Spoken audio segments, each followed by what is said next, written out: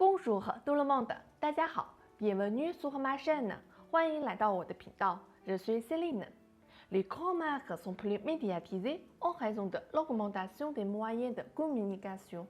Quand on me parle des grandes marques, les marques de luxe françaises est plus connue pour moi.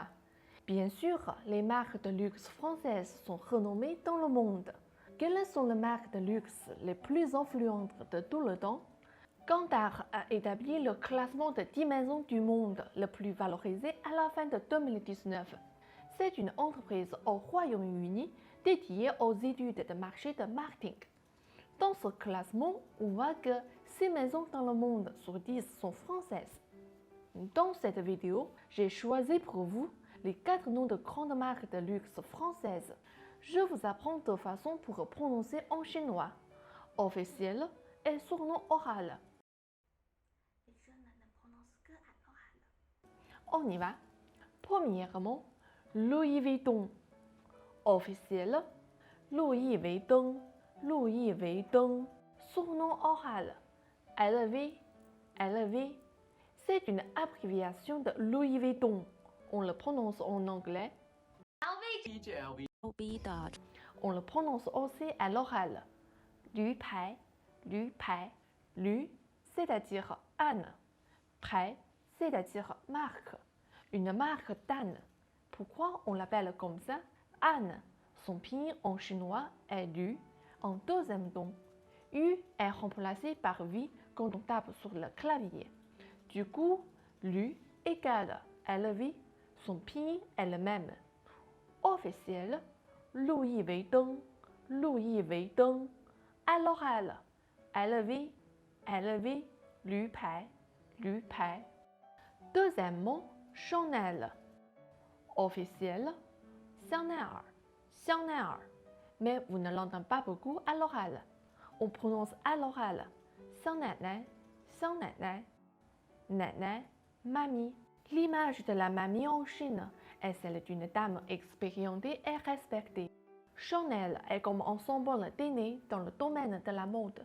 Pour rendre le respect et manifester l'affection, on préfère appeler Chanel pour remplacer Chanel en chinois. Officiel, Chanel, Chanel. À l'oral, Chanel, Chanel. Troisièmement, Dior. Officiel, Dior, Dior. À l'oral, Dior Pai, Dior Pai. Dior signifiait aigle.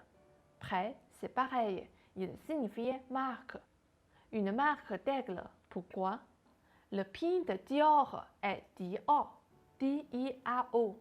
Il a le même pinyin que ce caractère chinois Dior. Donc, on prononce Dior Pai à l'oral. Au fait, on a aussi une marque chinoise qui s'appelle Dior Pai. Ce produit principal à vendre sont savons, lessive. Ne confondez pas ces deux marques. La dernière, Yves Saint Laurent. Officiel, Shen Luolan, Shen Luolan. À l'oral, YSL ou Yang Shulin. YSL, c'est aussi une abréviation. On le prononce aussi en anglais. Yang Shulin, c'est-à-dire des peupliers. Si on prend la première lettre de chaque mot, YSL, voilà, c'est le même. YSL, c'est Yang Shulin. Je relis ces 4 marques en chinois. Louis Vuitton, Louis Vuitton, LV, Lü Pai, Chanel, Chanel, Chanel, Dior, Dior, Dior Pai, Yves Saint Laurent, Shen Luolan, YSL, Yang Shulin. Voulez-vous apprendre plus de vocabulaire oral afin de parler chinois comme les Chinois?